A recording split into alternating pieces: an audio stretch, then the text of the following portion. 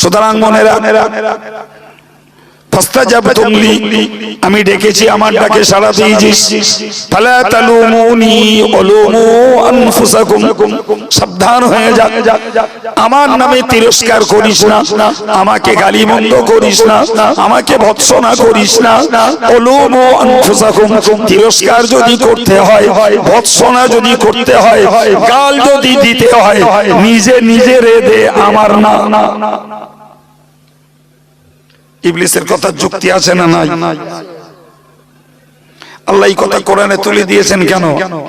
আমি আয়াত পড়ে পড়ে আপনাদের গল্প শুনিয়ে বাড়ি দেবো তাই কথা বলে? জি, অসজাগ, অসচেতন, অসতর্ক, দিন হারা, কোরআন হারা, আল্লাহ হারা, নবী হারা, জান্নাত ভোলা মানুষগুলোকে জাহান্নাম থেকে বাঁচাতে, আল্লাহর পথে ফেরাতে, কোরআনের পক্ষে ফেরাতে, নবীর পক্ষে ফেরাতে, ইবলিসের রাস্তা থেকে বাঁচাতে আল্লাহ কোরআনে তুলে দিয়েছেন। আলেমরা পড়েছে, জাতির কাছে বার্তা দিচ্ছে। এটাই ওই আল্লাহ বিশ্বাসের ফল।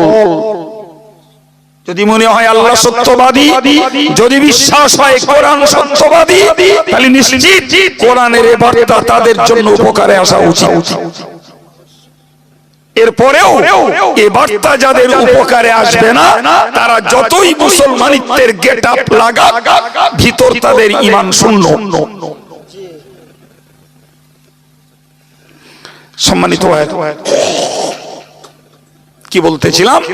ইবলিস লেটেস্ট বলবে, মা আনা বিমুসরিখিকুম ওয়া মা আনতুম বিমুসরিখি।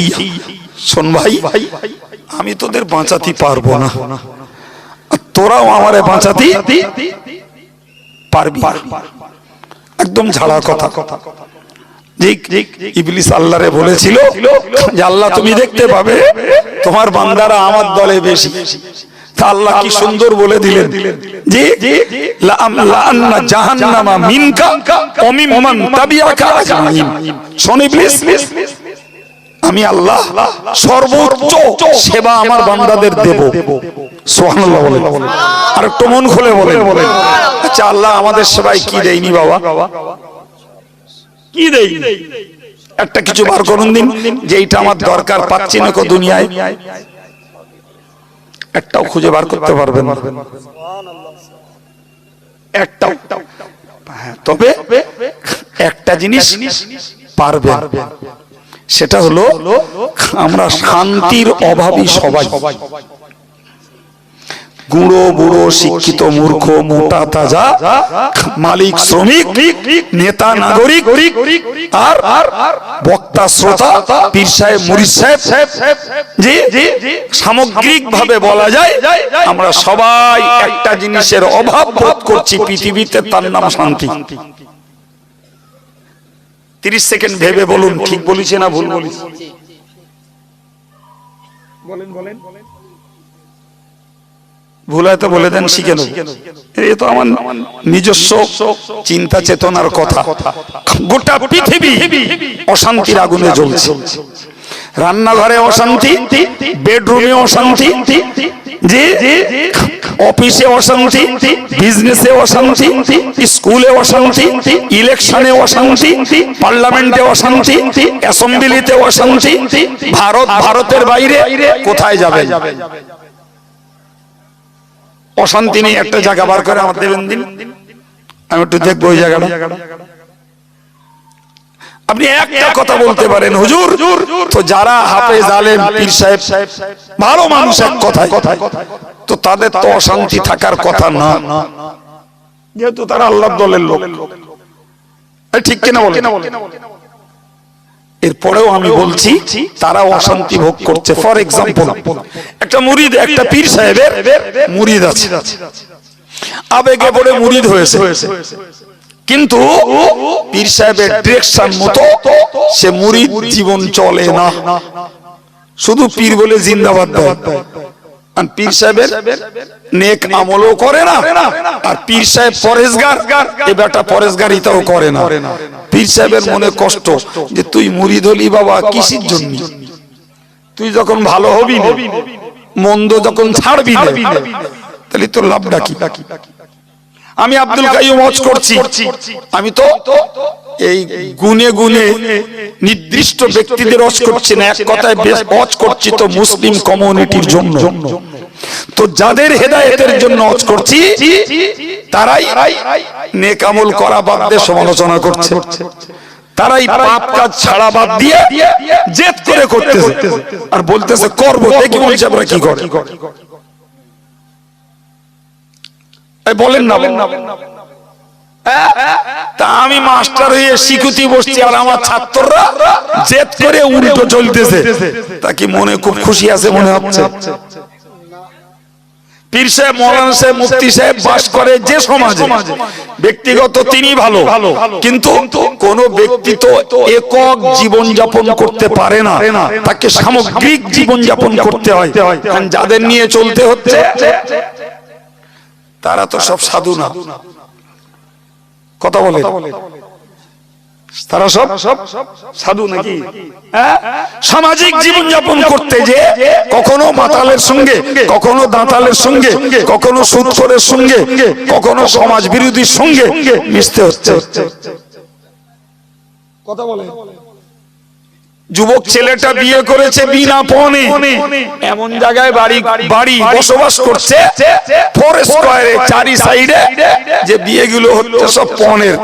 এ সেই সমাজের ছেলে, নিজে বিয়ে করেছে পণ ছাড়া, এরপরে ইনভাইটেড হয়ে নিমন্ত্রণ খেতে যেতে হচ্ছে পণের শাদী।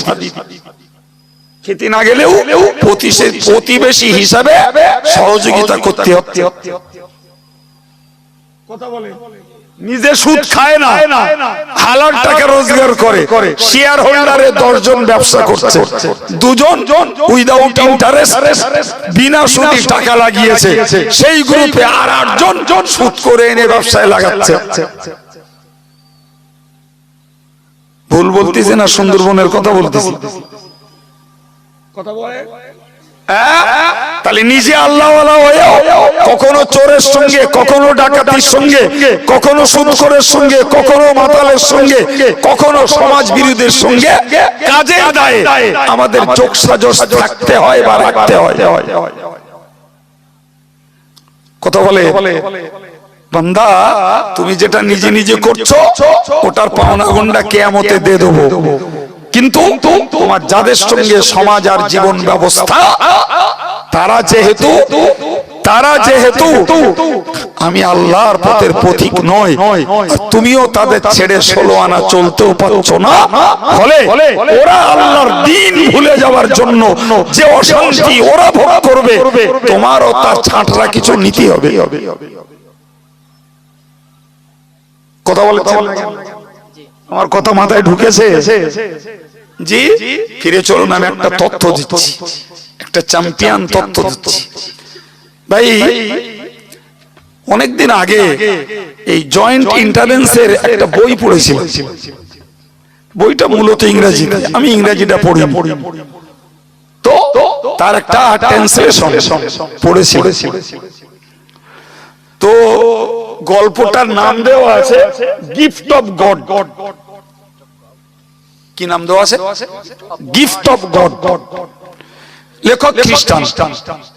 সুতরাং খ্রিস্টানরা যেহেতু স্রষ্টাকে গড বলে, সেই সূত্রে সে লিখেছে গিফট অফ গড, তার ভাষায় ঈশ্বরের উপহার।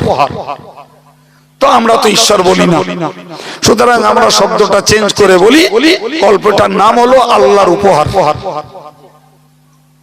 বোঝাতে পারলাম? ভদ্রলোক এত চ্যাম্পিয়ন গল্পটা লিখেছে, কল্পনা করা যাবে না, অসাধারণ গল্পটা লিখেছেন। তিনি লিখছেন যে এই পৃথিবীটাকে স্রষ্টা বানিয়েছেন এবং এই পৃথিবীর স্রষ্টার যত অবদান ভোগ করার জন্য মানুষকে বানিয়েছেন। এরপরে সেই মানুষের জন্য জীবনে যা প্রয়োজন সব আল্লাহ প্রয়োজন মতো সময় মতন সব দিয়ে দিয়েছেন। আর্য যুগে যা ছিল না আজকে তা আছে। আমাদের এই বৈষয়িক লোকগুলো বলতে পারবে, আমরা ছেলেবেলায় দেশে গ্রামে পরিবারে যে উন্নতি আগে দেখিনি সেই মানুষগুলো বেঁচে আছে, তারা এখন দেখতে পাচ্ছে। এমনও বৈষয়িক লোক আছে, ইংরেজ পিরিয়ডে সাইকেল যখন আবিষ্কার হয়, সাইকেল চললে লোকে রাস্তার ধারে লাইন দিয়ে দেখতো। বাস্তব বলছি।